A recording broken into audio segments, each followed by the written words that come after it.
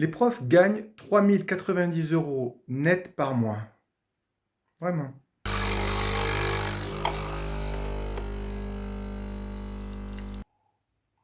Petite vidéo pour revenir ce matin sur une information qui circule pas mal en ce moment sur les réseaux, dans les médias, etc. C'est celle-là. Bonjour Pierre. Bonjour Mathieu. Pierre Rondeau, 3090 euros net, c'est le salaire moyen des enseignants en augmentation depuis 2023. Here comes the money. Here we go. Money talk. Ah oui, beaucoup d'argent. Donc dans un rapport de la DEEP, les profs gagneraient 3090 euros par mois net en moyenne. Ce n'est pas un chiffre qui a une grande importance, mais vu sa grande résonance médiatique et politique ces jours-ci, on va s'y attarder dans cette vidéo. On va d'abord se demander, est-ce que ce nombre-là est vrai? Est-ce qu'il est cohérent? Et ensuite, on va se demander, pourquoi est-ce qu'il est à ce moment-là de l'année répété comme ça dans les chaînes télévisées, dans les journaux, chez les éditorialistes, dans la bouche des politiques? Pourquoi est-ce qu'il est répété comme ça quasiment ad nauseam, Ok, ça a une importance. Et donc en gros, de quoi ce salaire-là est-il le nom?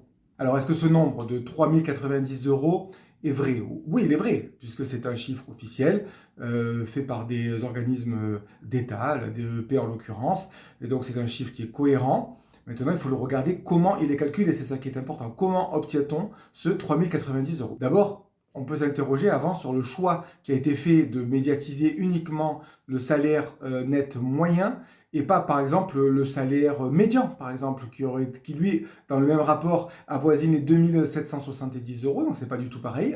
Et le salaire médian, c'est pas non plus du tout pareil que le salaire moyen. 2770 euros de salaire médian, cela veut dire que 50% des enseignants gagnent moins que 2770 euros. Médiane, moyenne, vous savez tous que c'est pas du tout la même chose. Par exemple, si tous les enseignants regardent cette vidéo et que les 800 000 enseignants regardent cette vidéo, je peux dire qu'en moyenne, les spectateurs et les spectatrices de cette vidéo ont un revenu avoisinant les 3 000 euros. Maintenant, si par exemple Bernard Arnault se connecte sur ma vidéo et est en train de la regarder, à ce moment-là, je pourrais dire que le salaire, le revenu ou la richesse moyenne et mensuelle des personnes qui regardent cette vidéo, d'un seul coup, est plutôt autour d'1 million. Vous devenez tous des millionnaires en moyenne. En moyenne, vous regardez cette vidéo, vous êtes un millionnaire si Bernard Arnault la regarde aussi. Mais la médiane, elle n'aura quasiment pas bougé. Donc déjà, la première information à retenir, c'est que si les médias et les politiques ont retenu le salaire moyen, le mettre en évidence dans tous les titres, le salaire moyen et non pas le salaire médian, c'est un choix politique, un choix éditorialiste qui dit quelque chose, c'est ce dont on reparlera dans la deuxième partie de cette vidéo. Mais ok, prenons ce chiffre, ce nombre moyen de 3090 euros de salaire net mensuel chez les enseignants et regardons comment il est calculé. On va pouvoir en dire deux choses. D'abord, c'est l'amalgame un petit peu qui est fait entre salaire, revenu, prime, rémunération, etc., qui n'est pas tout à fait la même chose. Dans le calcul de ces 3090 euros rentrent les heures supplémentaires, les primes, etc., que reçoivent les enseignants. Les heures supplémentaires et les pactes, c'est d'ailleurs aussi ce que disent ces rapports et les rapports de l'INSEE, c'est ça qui a explosé. Ce sont les heures supplémentaires et les prises de pactes, donc des prises de tâches rémunérées supplémentaires de la part des enseignants. C'est ça qui a explosé. On est autour de 16% de plus chez les enseignants du premier degré et 21% chez les enseignants du secondaire. Donc, vous voyez qu'il y a déjà un effet un peu en trompe-l'œil. Quand on dit 3090 euros, ça veut dire que le salaire a augmenté de 4%, etc. En réalité, c'est la part variable de ce salaire qui a augmenté. Donc, ce sont les parts, les heures supplémentaires, voilà, les HSA, HSE, je sais pas quoi, les PAC, les briques, etc. Tout ce que peuvent prendre les enseignants, mais qui sont du travail supplémentaire. C'est du travail supplémentaire qui, évidemment, augmente à la fin la rémunération, d'accord, mais en échange de tâches supplémentaires. Et donc, si on enlève ces 16 à 21% de salaire obtenu par l'entremise de tâches supplémentaires et donc de salaires différenciés, à ce moment-là, on a un salaire moyen qui baisse d'à peu près 110, 120 euros, on va dire. Donc, on passe de 3090 annoncés à, en réalité, 2950. Voilà, on est déjà un petit peu en dessous de ce qui est annoncé dans les journaux. Mais il y a une autre part de ce salaire qui, elle, est imputable à l'obtention de primes qui ont été multipliées ces dernières années, notamment à chaque fois qu'il y a des mouvements sociaux. On obtient une ISAE, ISOE, primes d'équipement, etc., etc. Mis bout à bout, ces primes-là vont constituer une part non négligeable du salaire qui est annoncé dans le rapport. Mais il faut savoir que cette part-là, à nouveau variable du salaire, eh bien, elle n'est pas déterminée à vie, hein. Elle évolue au gré des réformes, au gré des ministres, elle a un peu un caractère volatile, une prime on peut te la donner, on peut te l'enlever, et notons aussi qu'elle ne compte pas dans le calcul des pensions, dans le calcul des retraites, ok ? Donc si on pondère à nouveau le fameux 2950 où je suis arrivé il y a 2 secondes, on enlève aussi ces primes-là, là on chute encore à nouveau, et on tourne de presque 200 € et on tombe à ce moment-là à 2750 €. Donc l'augmentation annoncée du salaire net des enseignants, hein, dans les articles et dans la bouche des politiques récemment, cette augmentation est une augmentation en trompe-l'œil, puisque si on retire la part variable du salaire par l'entremise d'heures supplémentaires, par l'entremise de primes, etc., si on le retire, en fait, en réalité, on tombe sur un salaire beaucoup plus bas. Et c'est ce salaire-là qu'il faut regarder. En réalité, le salaire des fonctionnaires, c'est celui qui est lié au point d'indice, ok ? C'est pas celui qui est lié aux heures supplémentaires ou aux primes. Donc à ce stade de la vidéo, je récapitule, on est passé de 3090 annoncés à peu près 2750. À la louche évidemment, hein, mais c'est pas pareil. Et alors là, il faut comprendre un deuxième élément fondamental dans le calcul de ces 3090 €, c'est quels sont les enseignants qui sont pris en compte dans ce calcul. Dans le calcul qui est effectué par la DEP, il y a, on va dire, des présents et des absents dont il faut que tenir compte. Parmi les présents, par exemple, même si c'est assez marginal, il y a les enseignants des chaires supérieures, ok ? dont le salaire est largement supérieur à ceux des enseignants du primaire ou du secondaire. Et y compris dans les enseignants du secondaire, il y a aussi des distinctions entre les enseignants qui sont certifiés et les enseignants qui sont agrégés. Si vous regardez les lignes qui sont sur le rapport de la DEP, on a des salaires de 4 000, 5 000, 7 000 €. C'est pas du tout pareil. Bien sûr, c'est petit en nombre, mais en réalité, ça joue quand même aussi sur la moyenne globale. Si je refais le calcul en enlevant les enseignants qui officient dans les chaires supérieures et en isolant, bien sûr de manière artificielle, hein, les enseignants qui sont agrégés, cette moyenne-là, elle tombe de 90 €. Donc je passe de 2750 à 2660. On n'est déjà encore pas pareil. Et c'est alors là qu'il faut s'occuper des absents, c'est-à-dire des enseignants qui sont dans nos classes, mais qui ne sont pas comptés dans ce rapport-là. C'est le cas des contractuels. Contractuels qui aujourd'hui représentent une fourchette basse, on va dire 8% des enseignantes et des enseignants. Je sais que Claude Lelièvre, je crois, avait fait un article sur 10%. Bon, mettons 8, ok, mais reprenons des chiffres plus proches de ceux du ministère. 8%, c'est pas rien, parce que leur salaire moyen à eux, aux professeurs contractuels, il est de 1 980 € par mois. Et là, si on les réintègre à la moyenne globale, du coup, on repère à nouveau 100, 110, 120 € de moyenne. Donc on passe de 2660, du coup, à 2550. Et vous voyez que c'est pas pareil, on est passé en refaisant des calculs différemment. Les calculs que je viens de faire ne sont pas faux. Les calculs qui sont faits par la DEP, qui sont mis en avant par la presse et par les politiques ne sont pas faux non plus. C'est juste que ce n'est pas les mêmes.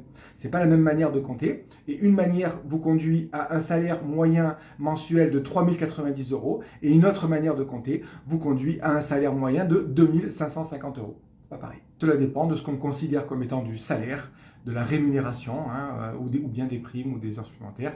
Et cela dépend aussi de qui on compte. Et est-ce que les contractuels, par exemple, sont des enseignants? Selon moi, oui.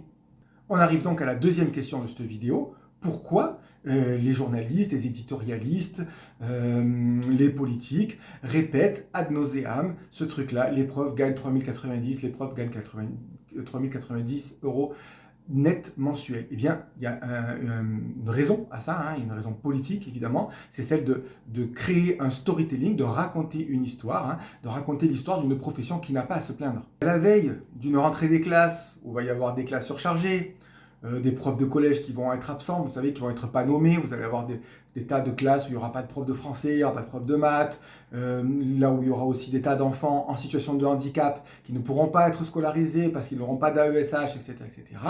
Eh bien, c'est une manière d'anticiper, si vous voulez, la colère qui pourrait s'exprimer de la part de la profession, colère légitime, dans une rentrée des classes qui va encore une fois s'annoncer comme étant chaotique, en disant, vous plaignez pas trop quand même, vous gagnez, on vous rappelle, 3090 € net par mois, vous n'allez pas en plus mettre le bazar, vous comprenez ? comprenez le truc? Le philosophe Salomon explique très bien hein, ce besoin des politiques, cette nécessité historique hein, de ceux qui nous dominent, de ceux qui dirigent, hein, de raconter une histoire pour raconter le réel, afin de pouvoir ensuite faire passer les réformes qu'ils ont envie de manière un petit peu plus douce. Et dans l'éducation nationale, ce storytelling-là est régulièrement agrémenté de ce qu'on pourrait appeler un prof bashing, donc hein, en tout cas des mots, des petites phrases, des réflexions, ou alors des chiffres, hein, comme celui-là, qui tentent à décrédibiliser la profession.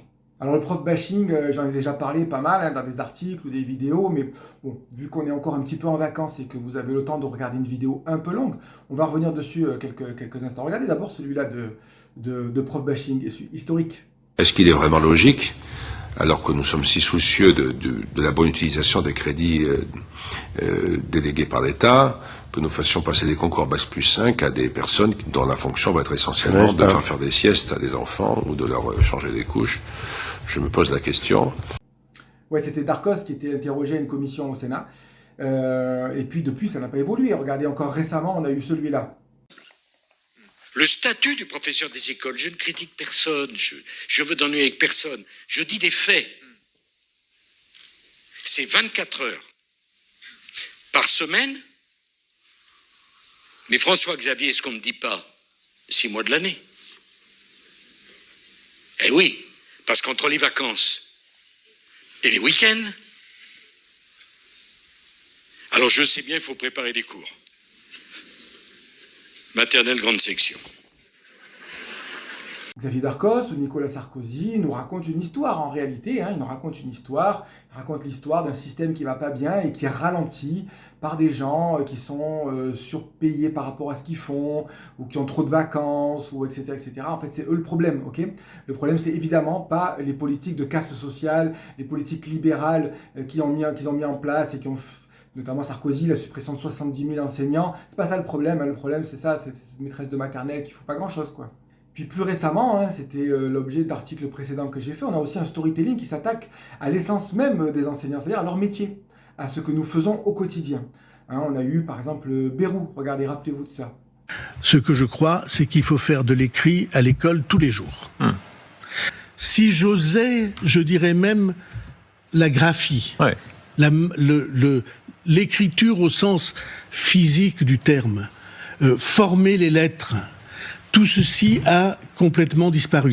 Propos hallucinants de celui qui était à l'époque le Premier ministre, hein, le Premier ministre de Bétarame aussi par exemple, mais propos hallucinants parce que je sais bien que les enseignants qui regardent cette vidéo et les enseignantes, personne ne fait pas écrire ses élèves, ça n'existe pas en réalité. Moi je demandais à mes élèves de grande section s'ils n'en avaient pas marre à un moment donné de faire du graphisme, bien sûr qu'on fait du geste graphique, mais ils le répètent, à la télé, à une heure de grande audience, et ça passe comme si c'était la vérité en réalité. Okay, c'est une parole de vérité qui est exposée, voilà, dire c'est faire, et dire c'est instituer la réalité dans la bouche d'un Premier ministre. Les profs ne font pas écrire leurs élèves.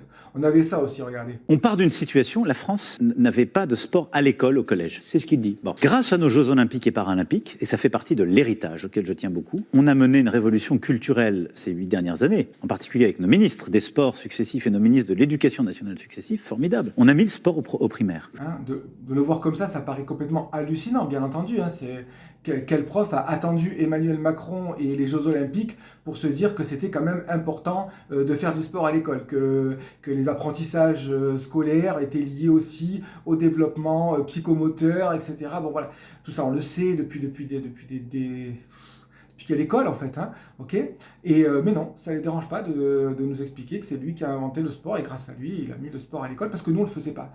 Et c'est ça que je veux dire qu'on attaque l'essence du métier, c'est-à-dire qu'on était des incapables, des incompétents, qui ne savions pas comment faire. Et donc je le redis en conclusion de cette vidéo, hein, à la veille d'une rentrée des classes qui va encore une fois s'annoncer chaotique, encore une fois vous allez avoir des fermetures de classes, des cours entiers où il n'y a pas de prof, des centaines, des milliers d'élèves privés d'école parce qu'ils n'ont pas d'AESH, etc. Eh bien, l'idée de nous raconter ce storytelling-là est séduisant pour eux. Et là, vous allez avoir pléthore d'éditorialistes, de politiques, d'essayistes aussi qui vont vous sortir des bouquins de rentrée dans lesquels on dit que les profs n'ont jamais enseigné à lire, à écrire aux élèves, etc. etc. Bon, en cette veille de rentrée, je vous dirais, garder les yeux ouverts et garder l'esprit clair, tout ça, c'est du blabla. Et bonne dernière semaine de vacances à tout le monde.